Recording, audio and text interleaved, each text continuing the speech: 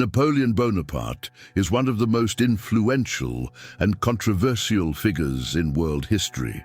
He was born in obscurity on a conquered island and died in exile on a remote rock in the South Atlantic. In between, he shattered empires, rewrote the laws of nations, and left a legacy that still shapes the modern world. For some, he was a savior, the embodiment of the Enlightenment who spread meritocracy, rational law, and national self-determination across Europe.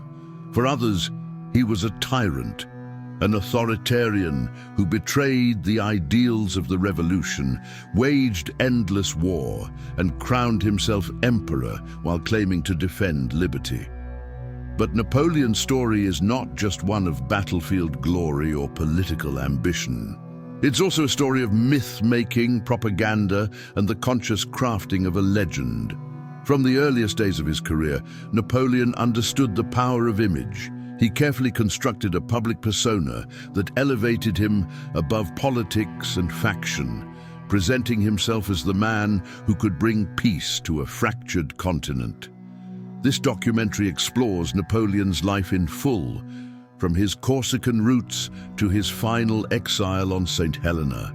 We will trace his rise through the ranks of revolutionary France, his transformation from general to emperor, his spectacular military victories and catastrophic defeats, and the legacy he left behind. Using academic research, eyewitness accounts, and a wide array of primary sources, we will separate fact from fiction to understand who Napoleon Bonaparte really was and why his legacy endures. Napoleon Bonaparte was born on August 15, 1769, in the town of Ajaccio on the Mediterranean island of Corsica. His family, the Buonapartes, were minor nobles of Italian descent who had lived on the island for several generations. Just months before his birth, Corsica had been formally annexed by France after decades of resistance led by Pasquale Paoli, a Corsican patriot whom Napoleon's father, Carlo, had once supported. The French conquest of the island in 1768 marked the beginning of a profound shift in Corsican society, and for young Napoleon, it would shape his identity in enduring ways. Napoleon grew up in a household that straddled two worlds. His father, Carlo Bonaparte, was ambitious and politically astute. He aligned himself with the French authorities after the annexation and was rewarded with a position as a representative of Corsica at the court of Louis XVI. Through this alliance with the new ruling power, Carlo secured a royal scholarship for his son to attend the French military academy at Brienne-le-Château. Napoleon arrived at Brienne at the age of 9. He was an outsider from the start, geographically, culturally, and socially. He spoke French poorly and with a Corsican accent.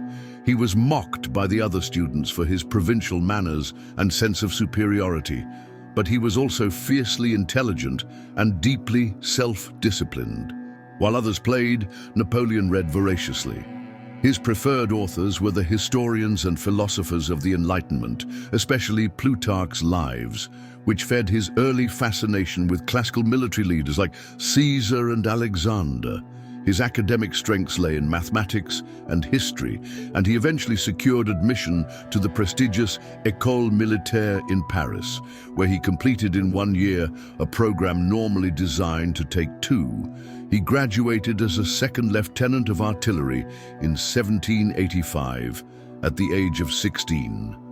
The France Napoleon entered as a young officer was a society on the edge of revolution. The monarchy was financially bankrupt and politically paralyzed. Enlightenment ideals had inspired an intellectual revolt against absolutism, and rising food prices had sparked unrest in both urban and rural areas. The French Revolution broke out in 1789, upending the old order and offering young officers like Napoleon a chance to rise in a military that was hemorrhaging aristocratic talent. Though Corsican by identity and loyal to Paoli in his youth, Napoleon gradually shifted his allegiance to France as the revolution progressed. His early writings reveal a passionate belief in republicanism, meritocracy, and secular governance. In 1791, after Paoli returned from exile and turned against the increasingly radical French Republic, Napoleon chose the revolution over Corsican independence. This decision cost his family their home and forced them into exile on mainland France. His loyalty to the Republic was rewarded. In 1793, during the Siege of Toulon, Napoleon distinguished himself by devising a successful artillery assault on a key British-held position. His performance caught the attention of Augustin Robespierre, brother of the Jacobin leader Maximilien Robespierre, and Napoleon was promoted to brigadier general at just 24 years old. But his rise was nearly derailed when the Robespierres were overthrown during the Thermidorian reaction in July 1794. Napoleon was briefly imprisoned for his associations, but managed to avoid serious charges. In the months that followed, he lived in obscurity and poverty in Paris, awaiting another opportunity. That opportunity came in October 1795, when royalist forces threatened to seize power from the weakened Directory, the post-terror executive government of France. Napoleon was assigned to defend the government and responded with ruthless efficiency. Using artillery positioned along key streets in Paris, he dispersed the insurgents with what he famously called a whiff of grapeshot. The suppression of the 13th Vendémiaire uprising restored order and earned Napoleon the gratitude of the Directory. He was appointed commander of the Army of the Interior, but more importantly, he came to the attention of powerful political patrons, including Paul Barras and the wider French public. A few months later, in March 1796, he was given command of the Army of Italy. At just 26 years old, Napoleon was about to embark on a campaign that would change Europe and begin the construction of a legend that still echoes across the centuries. In March 1796, Napoleon Bonaparte assumed command of the Army of Italy. At 26, he was the youngest general in the French military, and to many in Paris, his appointment seemed political, engineered by his patrons in the Directory rather than earned through merit. The army he inherited was demoralized, poorly supplied, and riddled with corruption. Its soldiers were underpaid, underfed, and half-clothed, their boots falling apart and their morale nearly broken. But Napoleon acted swiftly. He reorganized logistics, demanded discipline, and inspired his men with speeches that drew not only from the rhetoric of the revolution, but from the classical world he had studied since youth. "Soldiers," he declared, "you are hungry and naked. The government owes you much but can give you nothing. Your patience, your courage do you honor, but give you no glory. I am about to lead you into the most fertile plains on earth. Rich provinces, great cities will be in your power." What followed over the next 12 months would transform him into the most celebrated figure in Europe. The first Italian campaign was a masterclass in mobility, deception, and psychological warfare. Operating against Austrian and Piedmontese forces, Napoleon executed rapid maneuvers through the rugged terrain of northern Italy, often dividing his forces and striking unexpectedly at weak points. Within weeks, he forced the Kingdom of Sardinia to sue for peace. By May, he had taken Milan. The Austrians, stunned by the swiftness of the French advance, retreated across the Po Valley. His tactics were audacious. At the Battle of Lodi in May 1796, French forces stormed a narrow bridge under intense Austrian artillery fire. Though Napoleon's own participation in the fighting was minimal, contemporary accounts suggest he stayed well back from the line of fire. The event became central to his legend. According to later recollections, it was at Lodi that he first felt a sense of personal destiny. "It was only on the evening of Lodi," he said years later on Saint Helena, "that I believed myself to be a superior man, and that the ambition came to me of executing the great things which so far had been occupying my thoughts only as a fantastic dream." Whether myth or memory, that moment became a cornerstone in his evolving self-image and the myth he projected to France. Throughout the campaign, Napoleon understood that victories on the battlefield were only part of his strategy. Equally important was the battle for public opinion. He cultivated his image relentlessly. He wrote detailed, self-aggrandizing dispatches to the Directory in Paris, which were widely reprinted in newspapers across France. He exaggerated triumphs, downplayed defeats, and positioned himself not merely as a military commander, but as a liberator and peacemaker. He also sponsored the creation of two military newspapers, Le Courrier de l'Armée d'Italie and La France, Vue de l'Armée d'Italie. These publications celebrated the heroism of French troops and framed the Italian campaign not as conquest, but as a righteous mission to free Italy from tyranny. They emphasized his modesty, republican virtue, and disdain for luxury, an ironic contrast to the monarchical pageantry he would later adopt. Napoleon's military victories continued to pile up. He defeated Austria's main forces at the battles of Arcole and Rivoli, secured the surrender of Mantua, and marched within striking distance of Vienna itself. In October 1797, Austria signed the Treaty of Campo Formio. With this, France secured recognition of its annexation of the Austrian Netherlands and left Napoleon in effective control of northern Italy. Back home, the victories electrified the French public. After years of foreign invasion and domestic chaos, Napoleon appeared to be the one man who could bring peace and restore national pride. He was hailed not only as a brilliant general, but as a man of vision, a bringer of order in a Europe racked by war and revolution. But even as the Directory celebrated its young general, it grew increasingly uneasy. Napoleon had conducted diplomacy independently, negotiated terms without instructions, and enriched himself and his officers through spoils and tribute extracted from conquered territories.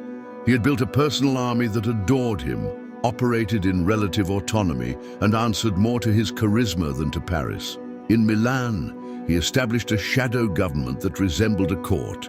Visitors were received with ceremony. Etiquette was enforced.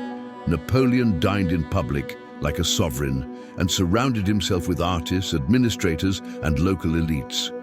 While his propaganda in France emphasized republican virtue, abroad, he acted with monarchical grandeur. French envoys noted with unease the symbols of regal authority emerging around the young general. Napoleon, for his part, had begun to believe in his exceptionalism.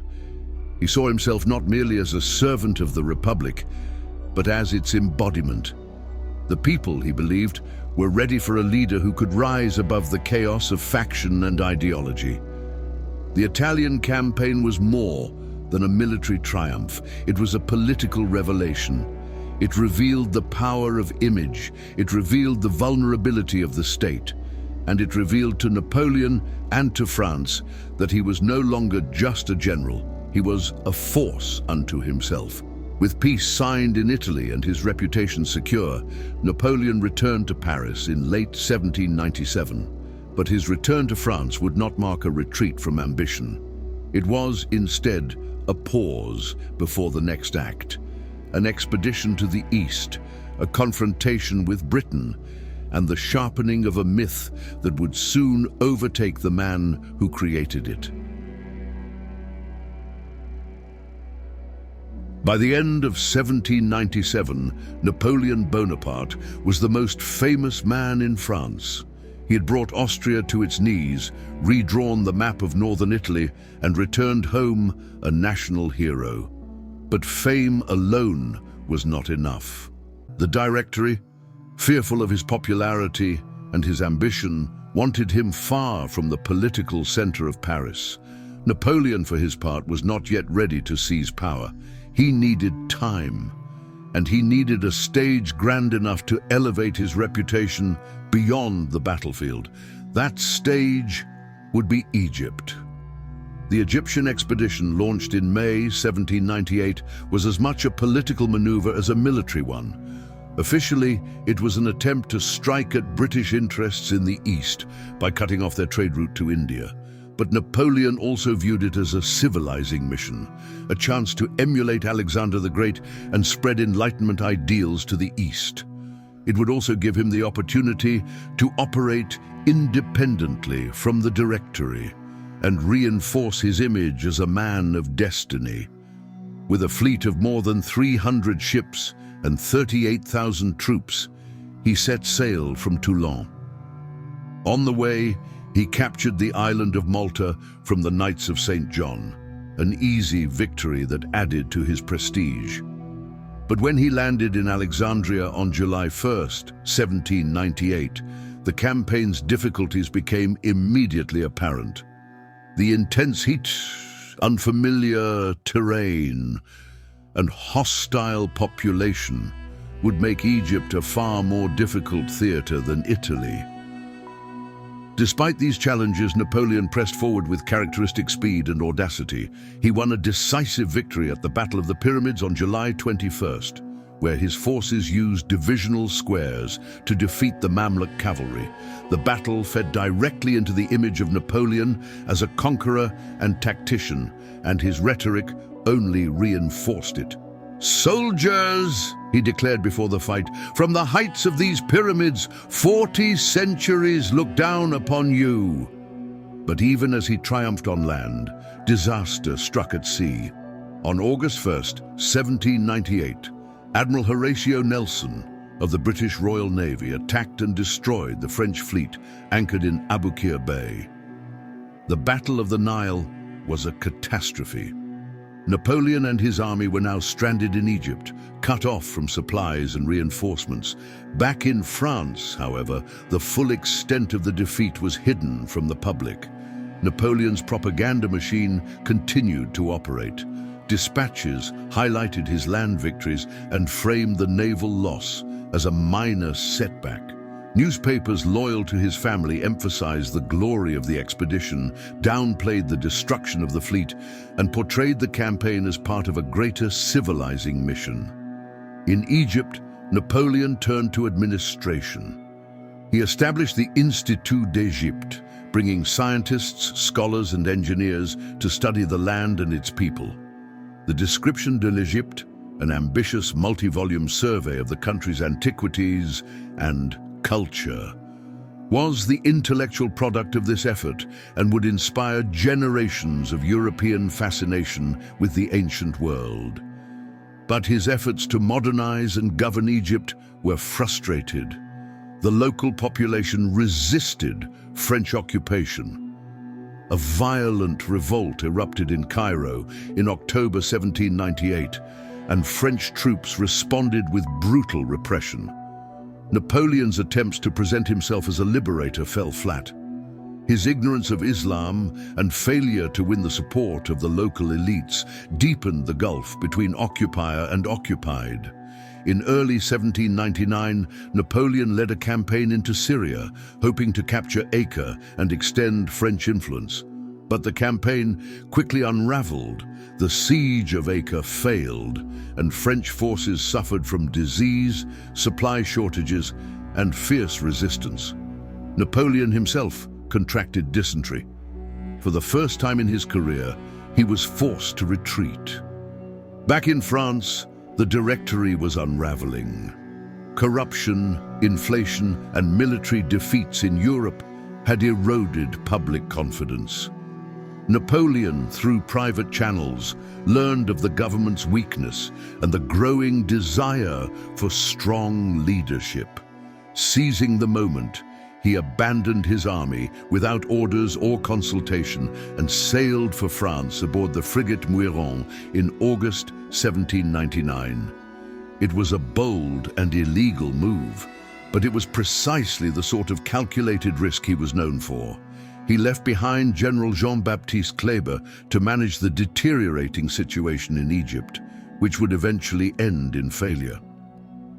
When Napoleon arrived in France in early October, he was met not with criticism, but with rapturous celebration. The press, still controlled in part by his allies, portrayed him as the victorious general returning from an Eastern triumph. The military disasters of the Syrian campaign and the loss at the Nile were glossed over. Instead, the narrative focused on his decisive leadership, scientific accomplishments, and strategic brilliance. Public enthusiasm surged. Even those who had once doubted him now believed he was the only figure capable of restoring order to France. The Directory, weakened and widely despised, had lost its grip. Factions within the government, especially the political theorist Emmanuel Joseph Sieyès, began to see Napoleon as a tool to stabilize the regime. Napoleon had no intention of being anyone's tool.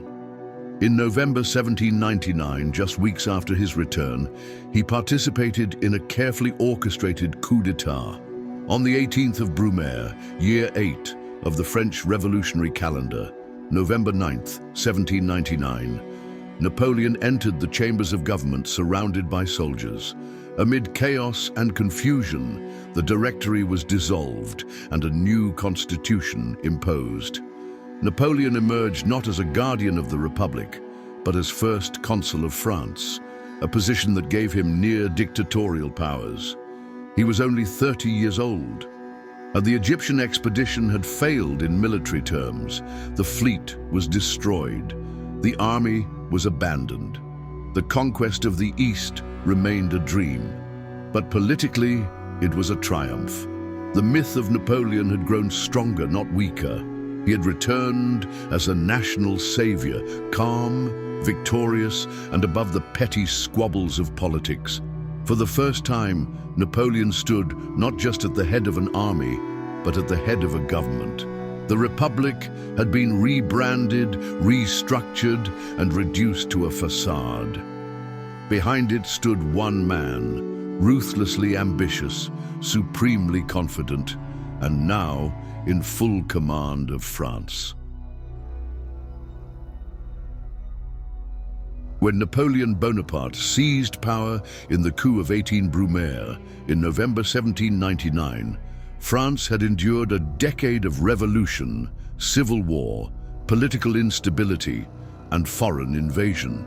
The revolution had abolished monarchy, executed its king, and replaced absolutism with experimentation, constitutional monarchy, radical republicanism, and military dictatorship, all in rapid succession. The French public was exhausted. They longed not for more ideology, but for peace, order, and security. This was the landscape Napoleon inherited when he became first consul of the French Republic under the Constitution of the year 8. Though the Constitution presented a facade of republicanism, with 3 consuls and an elected legislature, it was clear from the start that real power resided with Napoleon alone. The other 2 consuls were marginal. Napoleon appointed ministers, drafted laws, controlled foreign policy, and commanded the military. In his first years in power, he moved swiftly to consolidate authority and project stability. He understood that power required not only military support, but administrative control, public trust, and institutional legitimacy. He reshaped the French state in ways that would endure long after his fall. One of his first major reforms was in the field of law. The Napoleonic Code, formerly known as the Code Civil des Français, was drafted beginning in 1800 and enacted in 1804. It replaced the patchwork of feudal, royal, and revolutionary laws with a unified legal system rooted in Enlightenment principles. Equality before the law, secular civil administration, the protection of private property, and the abolition of hereditary privilege. It rejected feudal obligations, enshrined patriarchal authority in the family, but it was coherent, accessible, and portable, and it would become one of Napoleon's most enduring legacies. Variants of the code would spread across Europe and beyond, influencing legal systems from Italy to Latin America. Equally important was his reorganization of the administrative state. Napoleon created a centrally controlled bureaucracy led by prefects, appointed civil servants who oversaw departments, collected taxes, maintained public order, and reported directly to Paris. This centralized administrative machine allowed for the efficient implementation of state policy and removed local autonomy. Mayors were appointed, not elected. Judges were beholden to the central government. Through this apparatus, Napoleon extended his reach into every corner of France. Education was also placed under state control. In 1702, Napoleon established the lycée system, public secondary schools designed to train bureaucrats, military officers, and administrators. These institutions emphasized discipline, classical learning, and merit. The state, not the church, would shape the minds of the next generation. To support this apparatus, he also created the University of France in 1806, not a university in the traditional sense, but an administrative body that oversaw all public education. Napoleon also addressed France's fractured relationship with the Catholic Church. The revolution had nationalized church property, abolished monastic orders, and subjected clergy to loyalty oaths, policies that had triggered widespread rebellion in many devout regions. In 1701, Napoleon signed the Concordat with Pope Pius VII, re-establishing relations between France and the Vatican. The agreement allowed Catholic worship to resume, confirmed the revolution's confiscation of church lands, and gave the state power to nominate bishops. In return, the church recognized the republic. Religion would be tolerated, but subordinated to the state. This blend of authoritarian control, pragmatic reform, and ideological flexibility was the hallmark of the consulate. Napoleon styled himself as a reconciler. He welcomed back exiled nobles. He employed Jacobins and monarchists alike. He claimed to transcend faction, what he called la politique, in order to restore the political nation, le politique. To many, he succeeded. The economy stabilized, inflation was curbed, internal unrest diminished. Roads, canals, and public works were revived, but the price of order was liberty. Napoleon muzzled the press, curtailed civil rights, and empowered the secret police. He censored dissent, closed opposition newspapers, and expanded surveillance. Hundreds were arrested or exiled without trial. Trials were manipulated. "The revolution is over," he declared. "There is no longer a Jacobin, nor a royalist, nor a republican. I recognize only Frenchmen." And for a time, the French people accepted this trade. After years of chaos, Napoleon's rule appeared rational, modern, and effective. He framed his power not as a betrayal of the revolution, but as its fulfillment. He was the revolution's child, heir to its meritocracy, its secularism, and its promise of social mobility. But legitimacy required more than efficiency. It needed the appearance of popular support. In 1702, Napoleon held a plebiscite asking whether he should become consul for life. The official results claimed 3.5 million votes in favor, with only 8,000 against. The numbers were absurd, but the message was clear. Napoleon had the consent of the people, or at least the appearance of it. In reality, opposition had been silenced. Elections were rigged. Dissenters were marginalized. The Republic had become a formality. Power flowed through one man. In 1804, after surviving several royalist assassination plots, Napoleon took the final step. He declared himself Emperor of the French, not King of France, a title tied to divine right and Bourbon lineage, but Emperor, a title drawn from the Roman tradition of military leadership and popular acclamation. On December 2nd, 1804, in the Cathedral of Notre-Dame de Paris, Pope Pius VII presided over the coronation, but Napoleon crowned himself. It was a moment crafted to signal independence, not from religion, but from any authority above his own. The revolution had destroyed monarchy. Napoleon had remade it in his own image. By 1804, France had been transformed. The revolutionary calendar was still in use, and Republican symbols still adorned public buildings. But behind the facades, a new autocracy had emerged, modern, efficient, and militarized. Napoleon had ended the revolution, not by reversing it, but by absorbing its energy and redirecting it into a centralized personal regime. The Republic was gone in all but name. The empire had begun. By 1804, Napoleon Bonaparte had transformed the French Republic into a centralized autocracy under his rule. But power in France was only one part of his ambition. His gaze turned increasingly outward toward the rest of Europe. In the years between 1804 and 1807, Napoleon reached the zenith of his political and military power.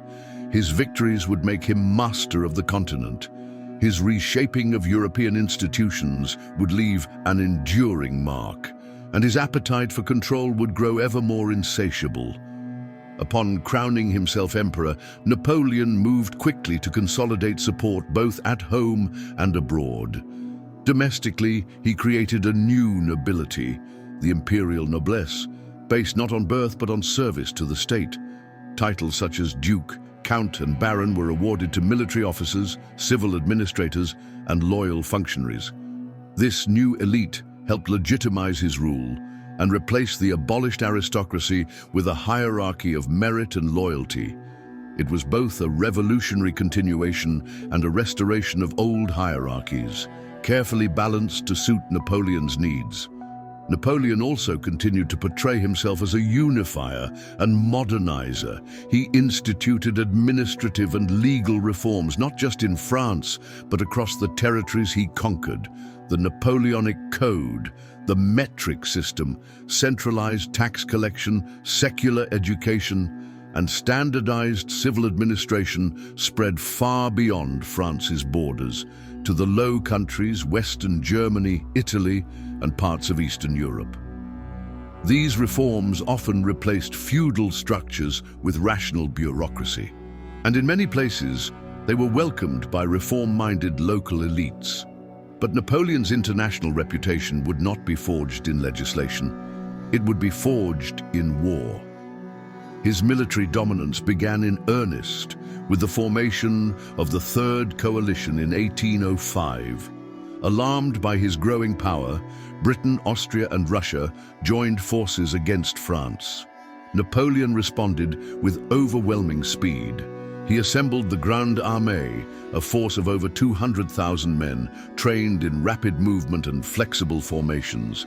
Within a matter of weeks, he had moved his army from the English Channel to the heart of Central Europe, launching a campaign that would become legendary.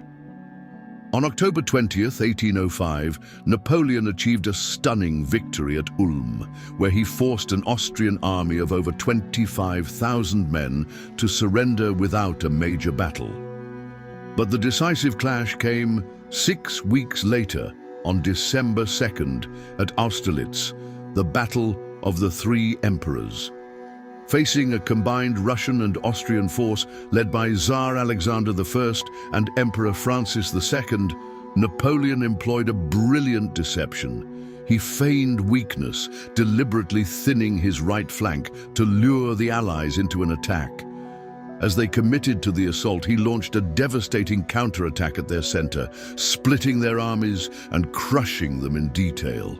The Allied losses were staggering, over 25,000 killed, wounded or captured. Napoleon's army lost fewer than 9,000. The victory at Austerlitz was not merely military, it was psychological and symbolic. It broke the coalition, forced Austria into submission, and confirmed Napoleon's reputation as the greatest general of his age. Austria signed the Treaty of Pressburg, ceding territory and paying massive indemnities. The Holy Roman Empire, a 1,000-year-old political structure, was effectively destroyed. In its place, Napoleon established the Confederation of the Rhine, a collection of German states under French influence. The move alarmed Prussia, which had stayed neutral during the Third Coalition. In 1706, Prussia joined Britain and Russia in a new alliance, the Fourth Coalition. Prussia's military had once been the pride of Europe, but it was no match for Napoleon's seasoned troops. In October 1706, he obliterated the Prussian army at the twin battles of Jena and Auerstedt. Within weeks, French forces entered Berlin. Napoleon showed no hesitation in dismantling what remained of Prussian autonomy. He looted art, restructured administration, and imposed heavy tribute. The once proud kingdom was humiliated and placed under French surveillance. With Prussia defeated, Napoleon turned east to face Russia. In February 1807, at the Battle of Eylau, his forces clashed with the Russian army in one of the bloodiest engagements of the era. Unlike his earlier triumphs, Eylau ended inconclusively, with appalling losses on both sides and no clear victor. It was a sobering moment, revealing that Russian resistance would not be easily crushed. Nonetheless, Napoleon regained momentum at Friedland in June 1807, where he decisively defeated Russian forces under General Bennigsen. This forced Tsar Alexander I to the negotiating table. The resulting treaties of Tilsit, signed in July 1807, marked the high point of Napoleon's imperial dominance.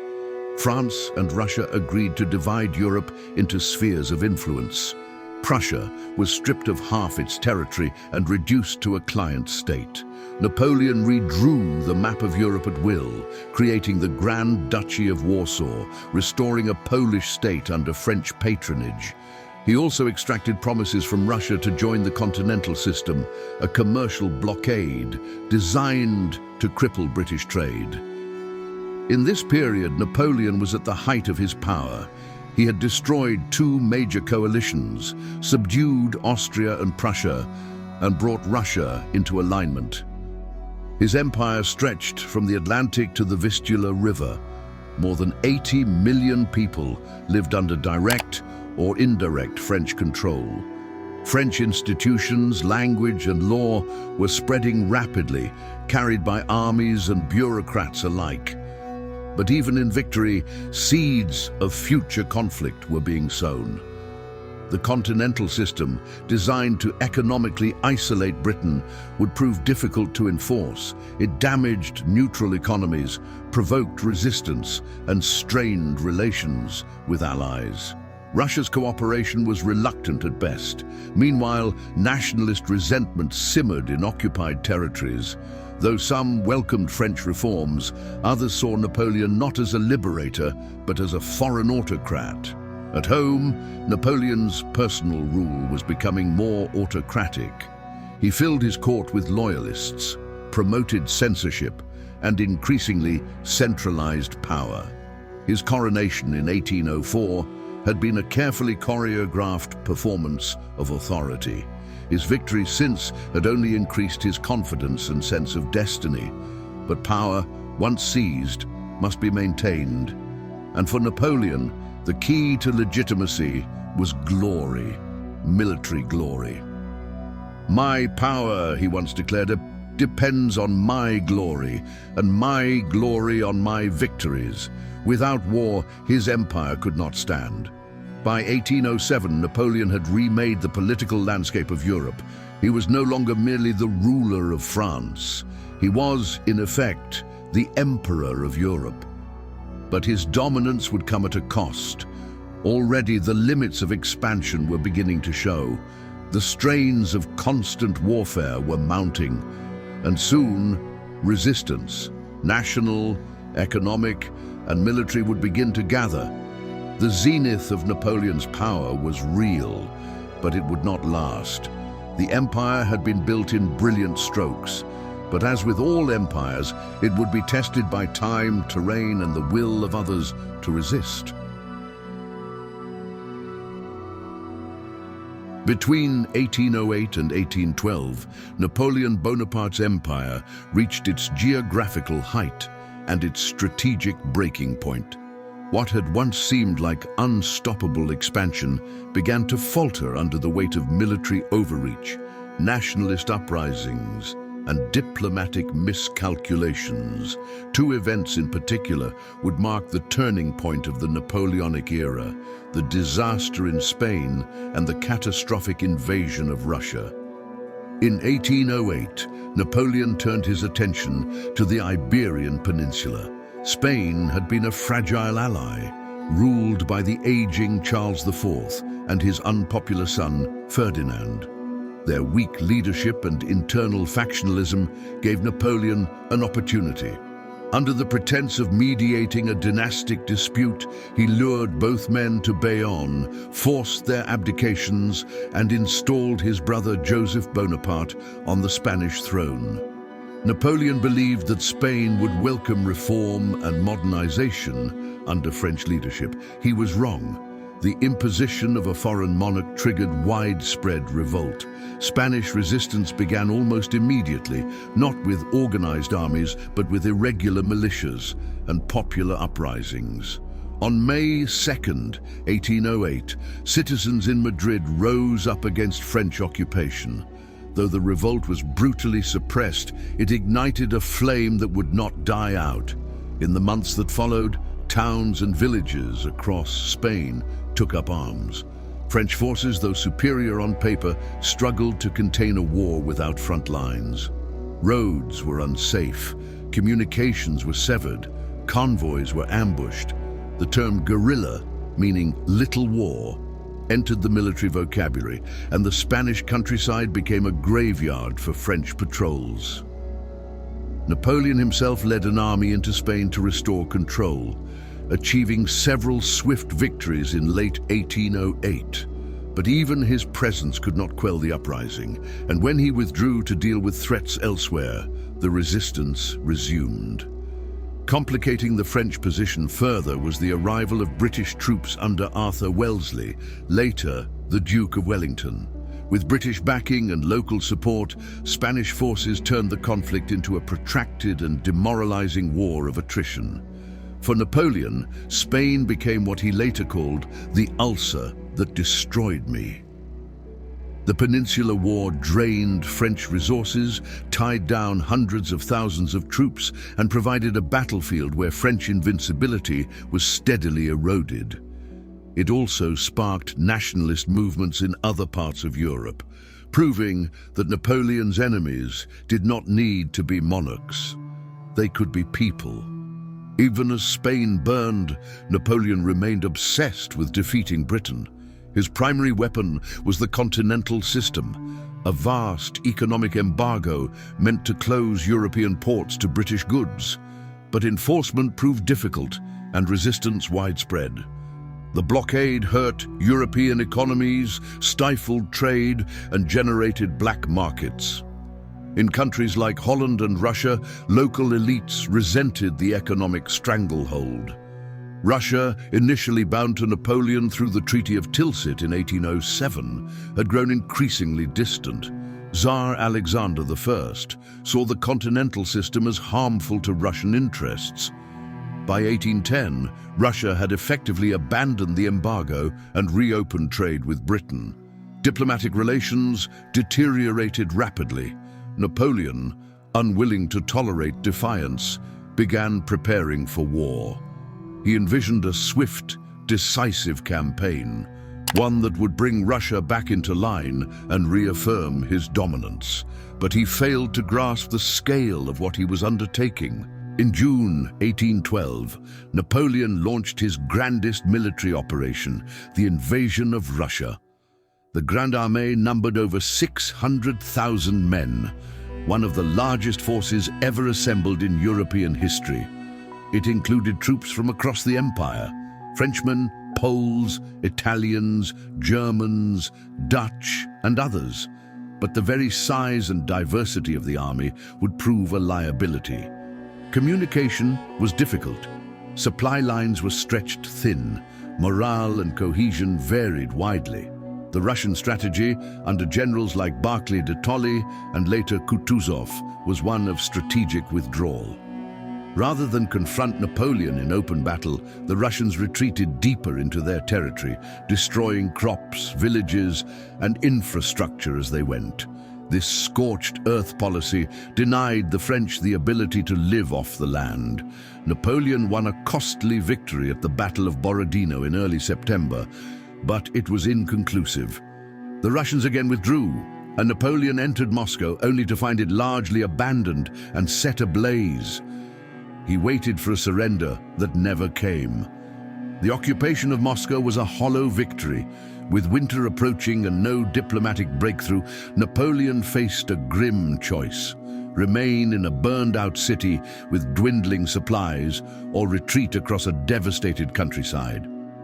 He chose retreat. What followed was one of the greatest military disasters in history. The retreat from Moscow was marked by starvation, frostbite, disease, and near-constant harassment from Russian cavalry and partisans. Horses froze in their tracks. Men collapsed in the snow. Roads were littered with corpses. Entire regiments disintegrated. Of the original 600,000 men, fewer than 100,000 made it back to friendly territory. The Russian campaign shattered the myth of Napoleon's invincibility. It exposed the fragility of his empire and the limits of military power when overextended. His aura of strategic brilliance was replaced by an image of hubris and miscalculation. Back in Paris, the news was suppressed as long as possible. Napoleon returned ahead of the remnants of his army, determined to rally new forces. He raised fresh conscripts, imposed new taxes, and prepared for renewed war. But the illusion had been broken. Across Europe, hope stirred among those who had suffered under French domination. The tide had turned.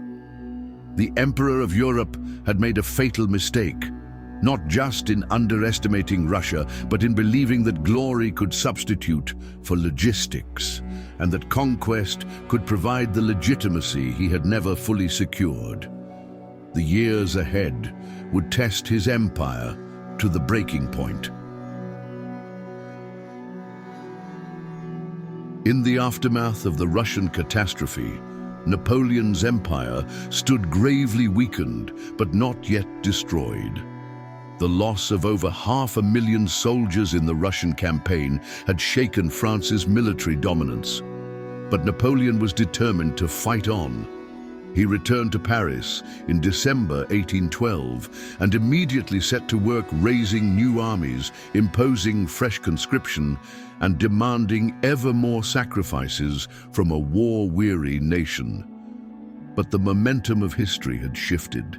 The myth of Napoleonic invincibility, so carefully constructed through years of victories and propaganda, had cracked in the snow of Russia, and his enemies were now united as never before.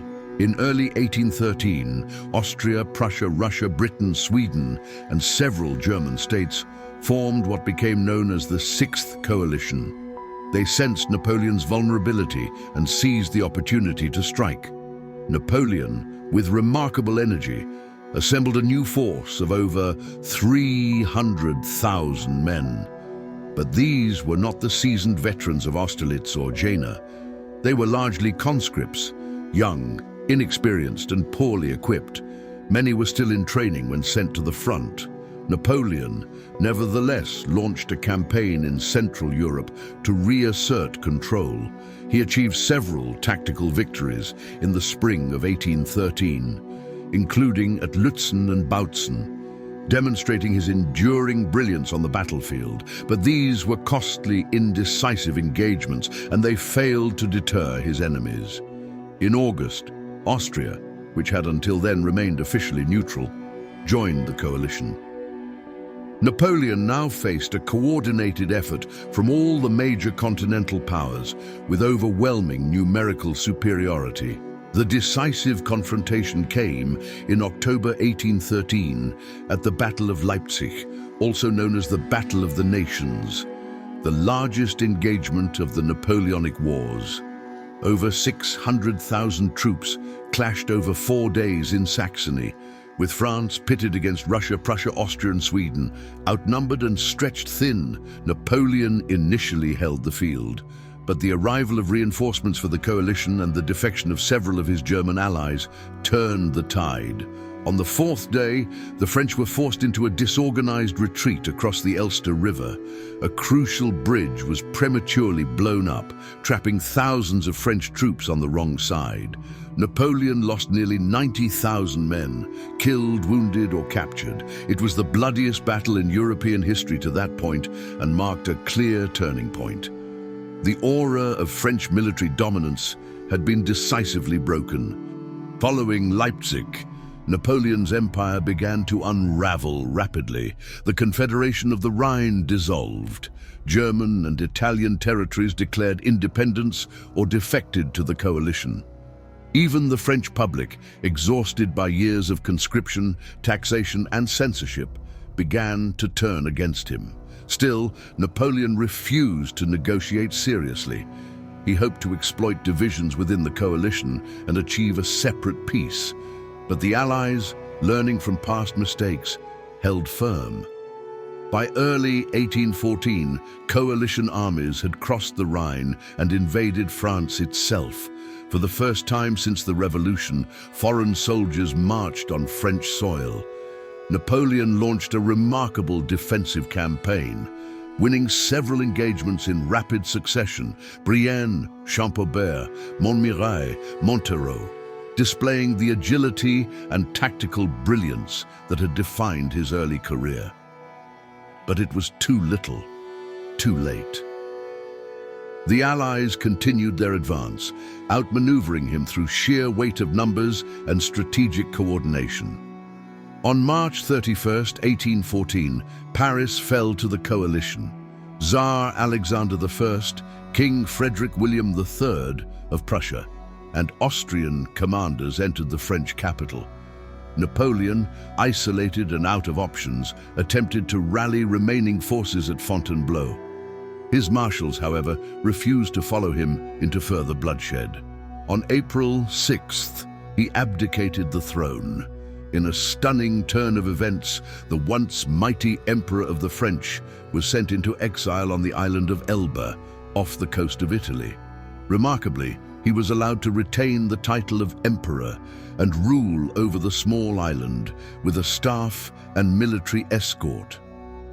The Bourbon monarchy was restored in France under Louis XVIII, brother of the executed Louis XVI. But Napoleon's story was not over. On February 26, 1815, less than a year after his exile began, he escaped from Elba and landed in southern France with a small force. His march to Paris was one of the most dramatic episodes in European history. Soldiers sent to arrest him instead joined his cause. As he approached the capital, Louis XVIII fled, and Napoleon resumed power without firing a single shot. Thus began the 100 Days, a final bid to restore the empire. Napoleon moved quickly to secure political support and reform his regime. He promised liberal constitutional reforms, sought alliances, and raised a new army.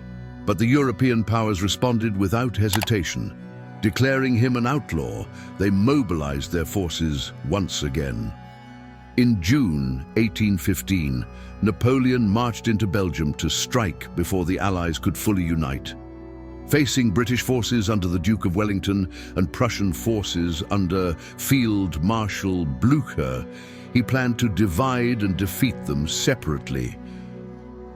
On June 18, 1815, at the Battle of Waterloo, Napoleon fought his final campaign. The battle was close. Wellington's forces held strong defensive positions near the village of Waterloo. Napoleon's repeated assaults failed to break the British line. The crucial blow came late in the afternoon when Blücher's Prussian army arrived on the battlefield. Outflanked and overwhelmed, Napoleon's army broke. It was a decisive and irrecoverable defeat. 4 days later, on June 22, 1815, Napoleon abdicated for the second time. He had hoped to flee to America, but British ships blocked his escape. He surrendered to the Royal Navy and was sent into permanent exile on the remote island of Saint Helena, located in the South Atlantic Ocean, thousands of miles from Europe. There, under strict British supervision, he lived out the final 6 years of his life. He wrote memoirs, dictated histories, and constructed the narrative of his own legend. In his exile, Napoleon claimed to have fought not for personal glory, but for the ideals of the revolution, for equality, merit, and the unity of Europe. He cast himself as a misunderstood reformer, betrayed by monarchs and misunderstood by history. He died on May 5, 1821, at the age of 51. The empire he built had collapsed. But the legacy of Napoleon Bonaparte, his reforms, his wars, his myth, would shape Europe for generations to come. Napoleon's legacy continues to provoke debate. Was he the last enlightened despot or the first modern dictator? The savior of the revolution or its gravedigger? A visionary modernizer or an ambitious warlord? Historian Howard G. Brown described Napoleon as a modern Proteus, constantly shifting forms to meet the needs of the moment. He was, at various times, a Republican general, an emperor, a reformer, a conqueror, a tyrant, and a martyr. No single label suffices. What is clear is this: Napoleon Bonaparte reshaped the world. His influence can be seen in the modern state, in the structure of law, in the concept of national armies, and in the power of political myth. He forced monarchies to adapt, inspired revolutions and counter-revolutions, and left behind an empire of ideas long after his territorial empire collapsed. He once said, "What a novel my life has been." He was right. The story of Napoleon Bonaparte is the story of transformation, of a man, a nation, and a continent. Born in obscurity on a remote Mediterranean island, he rose through revolution and war to become the most powerful figure in Europe. He reshaped France from a fractured republic into a centralized state. He dismantled centuries-old monarchies, imposed new legal systems, and spread the ideals of modern governance across borders. But he also waged war without end, drove millions into battle, and left Europe scarred by years of conflict. Napoleon's genius was real, but so was his ambition. His reforms were lasting, but his rule was authoritarian. He brought both order and upheaval, and in the end, his relentless pursuit of glory proved to be his undoing. Yet even in defeat, his legend endured. The institutions he built survived him. The myths he crafted became part of France's national identity and of Europe's collective memory. Napoleon was more than a general or a ruler. He was a symbol, a paradox, and a force that still echoes in the modern world. To understand Napoleon is not to glorify him. It is to understand the forces that shape the modern age. Revolution and reaction, power and propaganda, vision and violence. And it is to recognize that history, like Napoleon himself, is... Thank you for watching. If you enjoyed this deep dive into the life and legacy of Napoleon Bonaparte, please consider liking the video, subscribing to the channel, and turning on notifications for more in-depth historical documentaries. Have a topic you'd like me to explore next? Leave a comment below. I'd love to hear from you. Until next time, remember, history is never just about the past. It's about how we understand our world today.